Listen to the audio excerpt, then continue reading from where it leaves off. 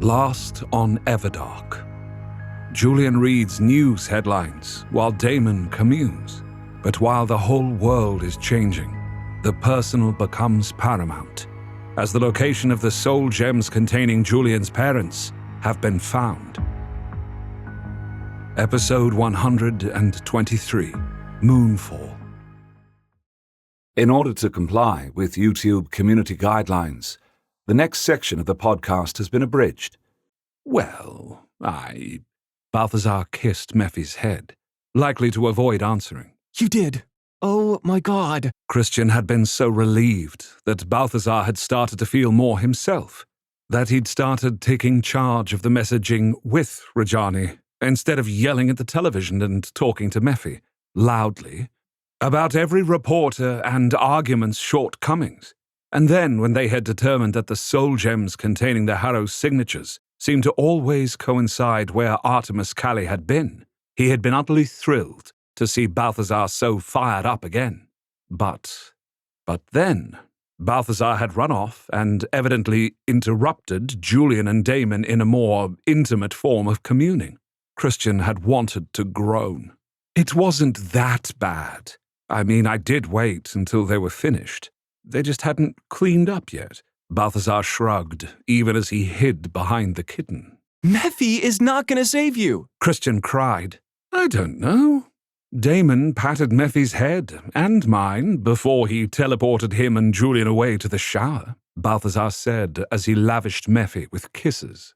The other kittens were with Sophia now, but whenever Balthazar was free, he demanded Mephi be at his side. Not that Mephi seemed to mind. Christian couldn't even get jealous at the lavishing of attention Balthazar gave the kitten, because he knew what joy it gave his master. While I applaud your renewed activity, Daemon said stiffly, I think you could have waited to report it. We have merely determined that the soul gem's signatures were last with Artemis. We still need to question him. We could have done that and then gone to see King Daemon with more definitive information. That was exactly what Christian thought. I'm his best friend. There are no boundaries here. Balthazar flapped his hands in the air. Mephi hissed at the wild movements. Head kisses, pats, and chin scratches hardly calmed the irate ball of fur down. I want you to reverse the situation. The next section of the podcast has been abridged. He would have a very good reason to, like I did. Balthazar was not backing down, even though his cheeks were the color of a nuclear sunset. Christian sighed, realizing that it was a bad comparison. All right, so he likely would. But Daemon is right. We've only just established that the soul gem's location and Artemis's location overlapped, and they never came into the possession of any other of Kaly's forms. Christian said. But it's hardly definitive. We need more than just that before we tell Julian that we know where his parents are. Balthazar grasped Christian's shoulders gently. I know it isn't definite proof. I know that there is a lot more information that both you and Daemon would like to have before we come to Julian and Daemon about it, so we don't raise false hopes. That was exactly what Christian was afraid of. He had felt Julian's shock and joy the moment that Balthazar had announced what they had found. Christian hadn't been even in the garden, and Julian's emotions had felt like a virtual explosion. To let Julian down, he couldn't bear the thought of it. Daemon has said in no uncertain terms that I am not to enter Artemis's mind after what happened, and I admit I feel a little, Balthazar's mouth flattened, fragile. And while I respect and admire many of my fellow Iros, I'm just not willing to put this into the hands of anyone else other than Daemon. Christian's heart clenched. Ever since he had heard about what happened to Balthazar in the Everdark, he had been internally panicking about it. Of course, that meant outwardly he showed less emotion than usual. He'd assiduously hidden his feelings from Balthazar, because he knew that would only cause his master to fall deeper into self-recriminations and regret. But Daemon had immediately picked up on it. Christian, my experience with masters and being a Kaly vampire likely makes me the last person to advise you, but I know that Balthazar would wish to know if you are upset. Daemon had said earlier, when Balthazar had decided he was going to take charge of things and left the two of them alone. Balthazar has the interesting character trait that when everyone else is panicking, he is calmer. He rises to the challenge when things are a mess. I know, but I don't want to put any more pressure on him. Christian had answered, his hands tightening over his thighs. Balthazar has had to be responsible for everyone else's feelings and well-being for a long time. He's never really given himself a break. What happened with Kaly has thrown him. Part of me wishes to say that it is good for him to be humbled a little bit. Caemorn admitted. That's unkind and untrue. He has more self-doubt than you might think. Christian pointed out. Caemorn's head lowered. Yes, well, I suppose you might be right about that. He was angry with Kaly, emotional. I understand it, but it did not serve him well in facing off against our master. No, but can you blame him? Think about what Roan Tithe, or really Kaly, did. To torture him and all of his blood brothers and sisters. To make Balthazar feel unloved and unwanted. Well, you of all people know what that was like. Christian pointed out. Daemon returning has actually helped heal some of the wounds that Kaly inflicted. In addition to his best friend, Daemon is like a master to him. Yes. Caemorn's voice was soft. You feel the same way. Christian said gently. I am not King Daemon's friend. Caemorn replied carefully and fussed with his robes. Are you sure about that? Christian gazed keenly at Caemorn. Caemorn's forehead furrowed. I cannot see why he would be friendly with me, other than to ensure I try and bring the Harrows back. It's not just about that, Caemorn. Christian said. I know you've been taught to see everything as transactional, but people aren't really like that. Well, most people. Daemon isn't like that. He's giving you a second chance. If you didn't mean more to him than a way to get the Harrows back, he wouldn't let you be free like this. He wouldn't have encouraged your friendship with Balthazar. Perhaps you are right. We see least what is right in front of us. Caemorn tossed his patrician head back. But back to the important bit. You shouldn't hide your feelings from Balthazar, in my opinion. He won't appreciate it, and it isn't good for you. I will take it under advisement. Christian, though, knew he would not put more of a burden on Balthazar. He would keep it to himself. And seeing Balthazar admit that he wasn't up to going head-to-head with Kaly at that moment confirmed his decision. This fragility had definitely made him announce their findings to Julian and Daemon prematurely.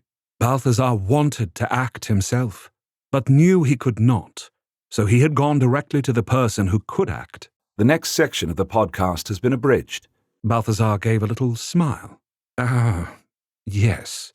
They were still... Well, it was definitely the aftermath, but yes. I couldn't take the chance of them starting round 2, you see. You could have contacted him telepathically. Christian pointed out. No. When he's deep in the moment with Julian, other than his broadest senses, he's quite shut off. So barging in was the only way, Balthazar explained. At that moment, there was a soft knock at the door. Christian sensed Fiona there. He opened it. I've brought Artemis here from Solis. He's in the cells. Arceus and Elgar have made sure the lock you put on his mind is still intact, Balthazar. Fiona said. It is impressive that you still have control of him. Caemorn murmured. You were very near your second death and were unconscious for a part of the time. I'm using a lot of strength to keep it there. Balthazar shrugged, as if to dilute the power of that comment. Christian's concern skyrocketed for a moment. Could Balthazar fully recover if he was feeding most of his strength into keeping Artemis-Kaly under control? Balthazar cast a sharp look at him, having felt that spike. Christian practiced the lessons he'd learned from counselors to breathe, accept, and release his emotions. He sought for that emptied-out feeling when he had cleared himself of unwanted anxiety. Balthazar's eyes were narrowed at him. Caemorn noisily cleared his throat, letting Christian know again that he should share his feelings. "Thank you, Fiona," Balthazar said. "I really appreciate all you've done." She lifted an eyebrow. You're welcome. And I appreciate what you've done too. The door to Julian and Daemon's bedroom opened, and the 2 vampires came out with wet hair and looked generally refreshed.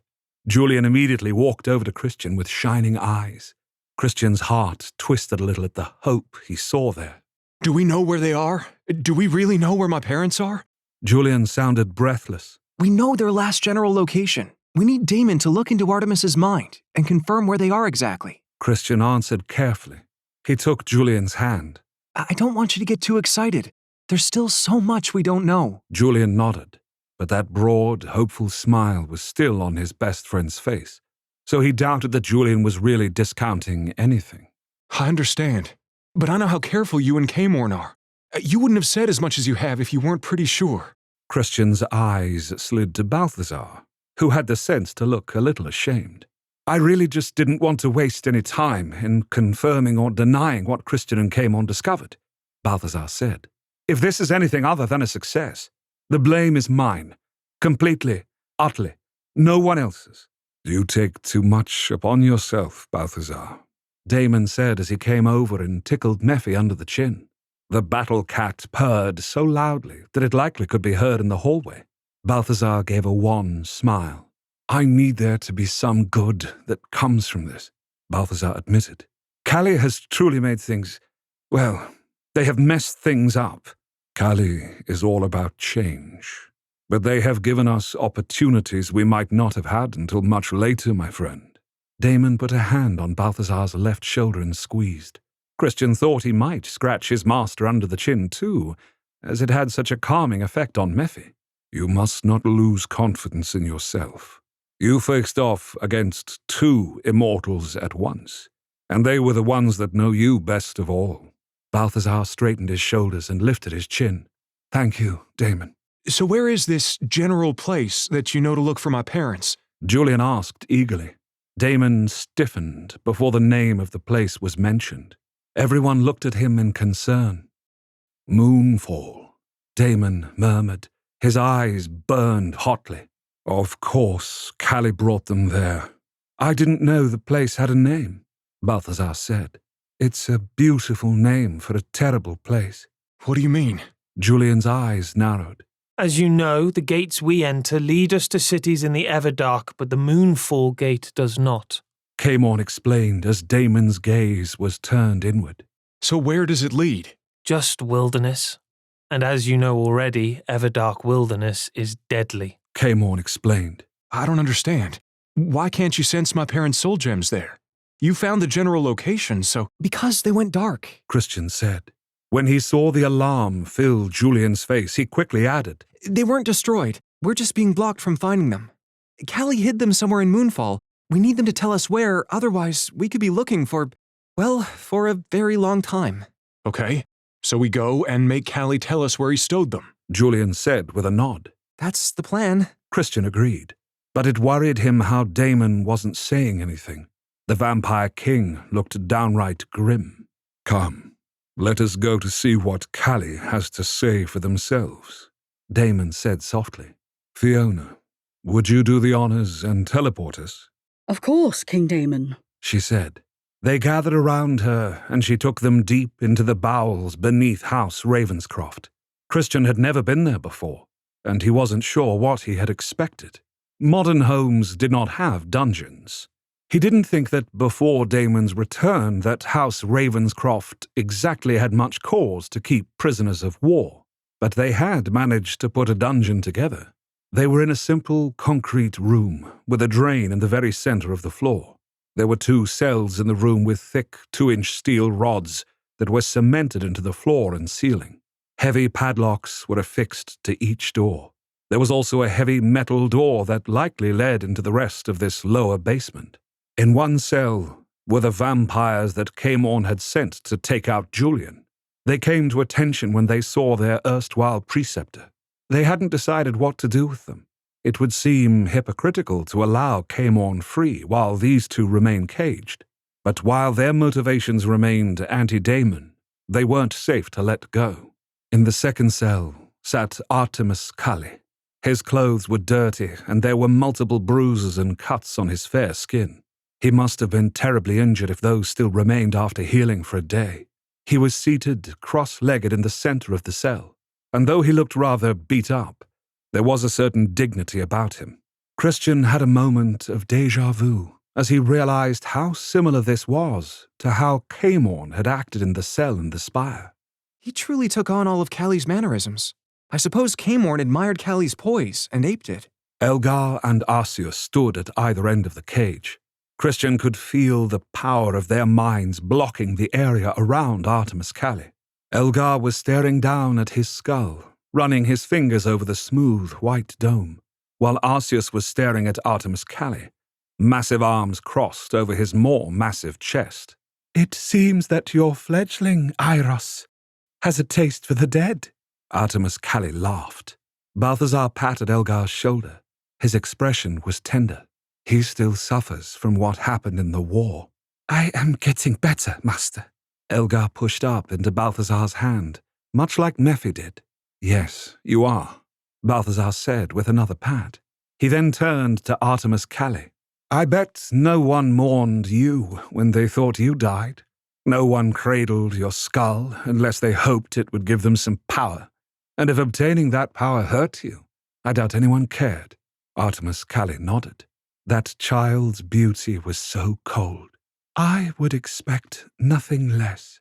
Sentimentalism is abhorrent to me." "Really? When all of this is about how Daemon didn't love you enough?" Balthazar hissed. His temper snapped like a live electric wire. "We're all here because of your damn tantrum. Daddy didn't love you the way you wanted him to, so you're going to smash things. That's what you're doing, Kaly. This isn't some noble quest you're on. This is you simply acting out." Christian thought that Balthazar really did understand Kaly, but Kaly did not care to see himself that way, just like Caemorn had said.